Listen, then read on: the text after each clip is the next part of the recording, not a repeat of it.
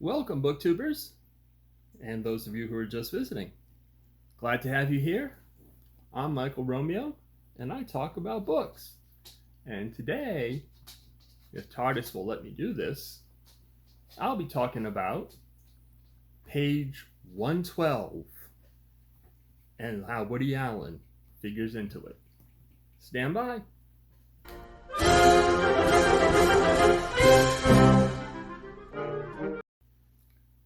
So, welcome back. We are here to talk about page 112 and Woody Allen and the connection between the two. I think this is the first time I've ever shot content inside my home. I've done it at work and I've done it outside in the world. I was going to do it outside again today, but it is very foggy and wet and just not a pleasant day outside. And I decided I would just do it from my easy chair. I've got 2 Yorkies in my lap, 2 more at my feet, and 1 in my wife's chair beside me here. So who knows what's going to happen? The Yorkies, as you know, do rule the house. So, that being said, what is this about page 112? Well, here's what I know about it from my research. Page 112 is the catalyst for a French literary award, similar to the Pulitzer Prize, the Booker Prize. This is one in France. And the judges take the long list and they read page 112. And if page 112 is up to snuff, then the book makes it into the shortlist. If 112 doesn't float them, then the book gets tossed out. Now, how does this figure into Woody Allen? And what am I going to do with it here today? Well, apparently the idea came to someone as a result of the movie Hannah and Her Sisters, a Woody Allen movie. Those of you who are very young probably don't know a lot about Woody Allen and probably don't know his movies too well. But Hannah and His Sisters was a very popular movie in the 1980s. And in it, the British actor Michael Caine makes a reference to the poem on page 112 in a book of poems by E.E. Cummings. I'm not sure how this makes the leap to a literary award. But do remember, this is the nation that gave Jerry Lewis a badge of honor for being a brilliant actor. Don't know how many of you remember that happening. But anyway, yeah, so it comes from the Woody Allen movie. Michael Caine's character making a reference to the poem on page 112. And it then translates into a literary award where to get onto the short list, page 112 has to impress the judges. Now, there's also something about, and I read this in my research, and I don't get the leap, and maybe somebody could explain it to me if you understand it. But it's also said that page 112 is the low part of a book, any book, and the good stuff is before, there's good stuff after, but page 112 is always weak. And as a result, if page 112 can impress, then the rest of the book must be knock your socks off. I don't get that leap. But again, if somebody can explain that one to me, I'd love to hear it. So why am I going on about this? I mean, I know this is Monday Meanderings, and I never said I was going to talk about anything that made sense. Just I was going to sit here and meander on Mondays. But what I'm going to do for a little bit of fun is I'm going to explore some page 112s. Not as to give an award, but to be used as my example is going to be if you're stuck for something to read and you're trying to toss up between several different books, what if you read page 112 of the books you're trying to decide between and see which one impresses you the most and read that book next? So, what I did was I stopped at the public library and I went to the new arrivals section and I picked 3 random books that I'd never heard about. I didn't even give them a lot of attention. I didn't read flaps. I didn't flip through pages. I just paid enough attention to make sure I wasn't getting My Poodle Solves a Murder or Romance Comes to Stately Vaughan Manor. So 3 books, and I'm going to read page 112 of these 3 books now, and we're going to see what they sound like, and if we would go on to read these books based on page 112. Okay? Just a little exercise. It's going to be fun.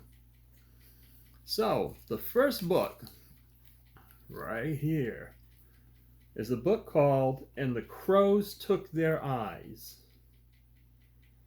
And it's by Vicky Lane. And the Crows Took Their Eyes. And we're going to flip to page 112.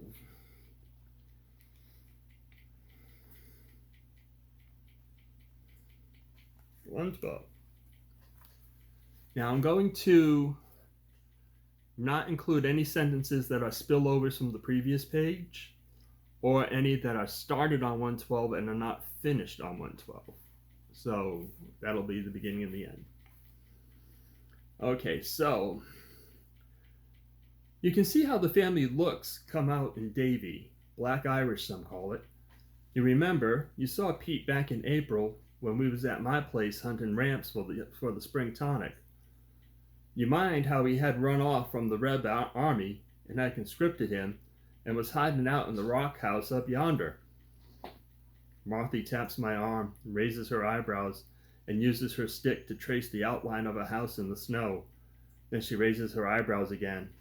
No, honey, not a real house. It's a place where some big rocks are leaned against one another and another big rock has made a kind of roof. Hunches used to shelter there, and Injuns too, back of this, and it has been used to hide a still. I smiled, thinking of happier times, and at one particular time me and Abner, laughing and just a little fuddled on white liquor from the still. God willing, those happy times will come again. But Marthy is impatient for me to go on, and I continue my tale. Well, you remember how not so long after that time, we seen Pete in Seaketch was like to overrun Laurel, taking up our men and stealing our provisions. So Pete made his way over to the near Flag Pond in Tennessee, where Mr. Loring and his boys build them some fine squirrel rifles. I'll be hunting men, not squirrels, Pete tells them, and I want me a 44 caliber rifle. Now the Lorings is strong for the Union, so they told Pete to come back in 30 days and they'd have him a dandy.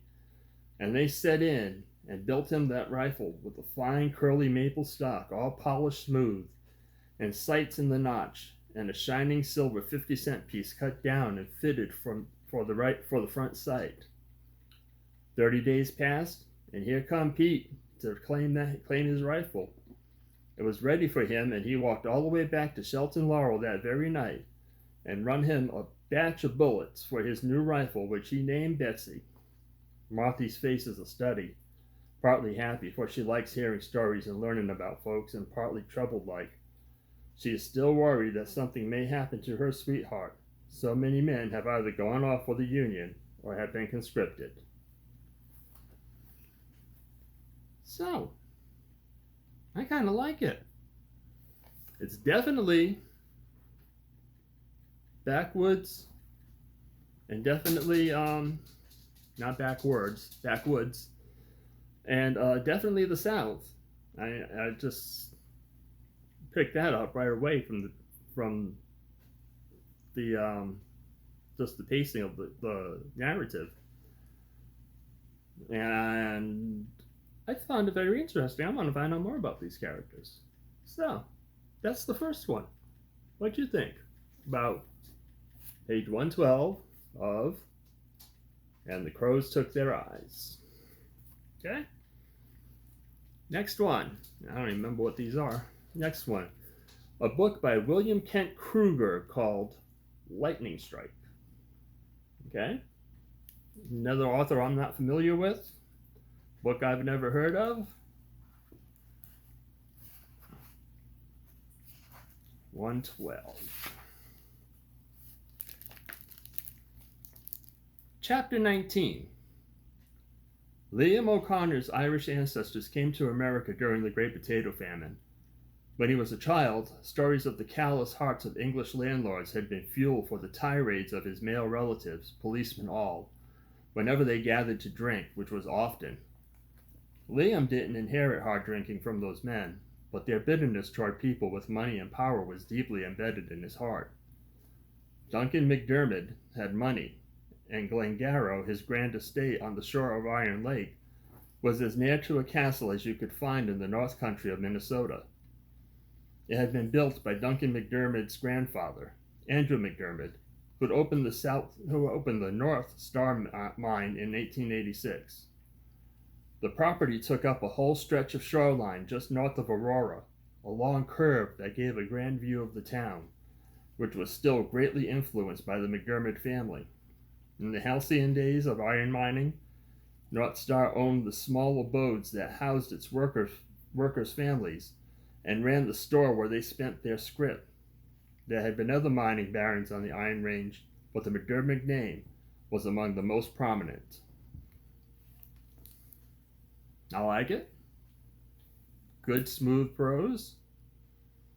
History of some characters, I'm assuming here, is what we're getting.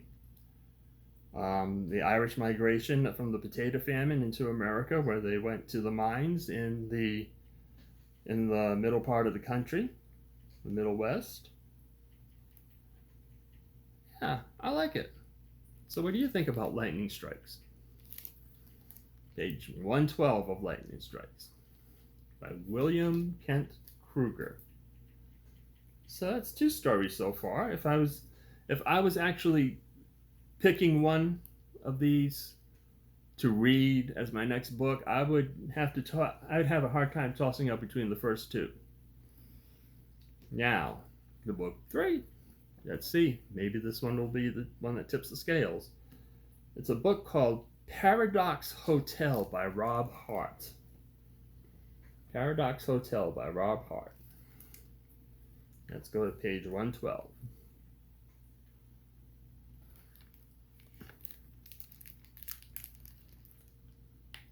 Broken Arrow of Time. The ballroom is still coming together, a lot of half-set-up furniture and wires spilled across the floor. But this was the only place it made sense to do this. We have the core security team, me, Alan, Nick, plus a whole bunch of T agents in their standard issue blue shirts milling about like someone is about to serve free cupcakes. There are most of the Summit players, all of whom bring their own crews, and the MKS, that means nearly 20 people, plus Reg and Cameo, a few other folks I don't recognize, clearly not from the hotel. They carry the self-serious air of mid-level bureaucrats. More T, probably. No Colton, though, or Warwick, so I guess Axon doesn't require a seat at this table. We're assembled in a loose circle around a white guy, standing on a chair. He has wild hair and thick plastic frame glasses, his paisley buttoned down, tucked tight into a pair of mustard khakis. He's the kind of person I would have taken seriously if not for the fact that he's also wearing a bow tie. Some things are hard to forgive. Everyone in the room is talking, the din of it filling the space, and the man on the chair puts his hands up and says, "Okay, okay," and everyone quiets down.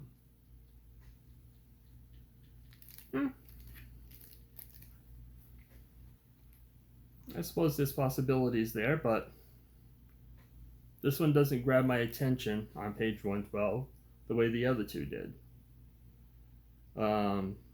Obviously something is going on, and it's definitely a hotel scene. So I've worked in hotels since I was 19 years old, and that's setting up for an event in a ballroom and people milling about and who's there, who's not there.